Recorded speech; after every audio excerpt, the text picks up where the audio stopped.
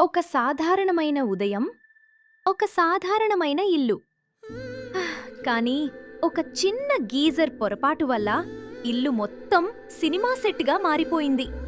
Bathroom ముందు అమ్మ నిలబడి, ఎవరు గీజర్ ఆఫ్ చేయలేదు అని అడిగింది. టీనేజ్ అబ్బాయి మౌనం, కళ్లలో అమాయకమైన గందరగోళం.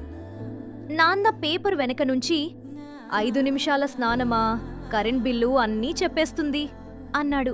అదే సమయంలో అక్క చిరునవ్వుతో మసాలా కలిపింది. అమ్మ మాటలు ఆపేసింది. ఇల్లంతా నిశ్శబ్దం. అబ్బాయి గుండె ధడధడ.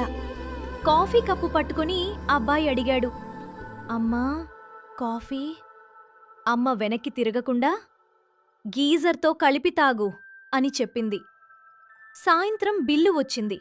మొత్తం చూసి నాన్న షాక్. ఒక క్షణం నిశ్శబ్దం. తర్వాత అందరూ ఒక్కసారిగా ఒకే దిశగా చూశారు.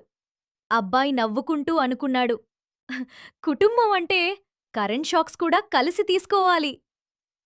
చిన్న తప్పు, పెద్ద డ్రామా. కాని కుటుంబం అంటే అందరూ ఒకటే.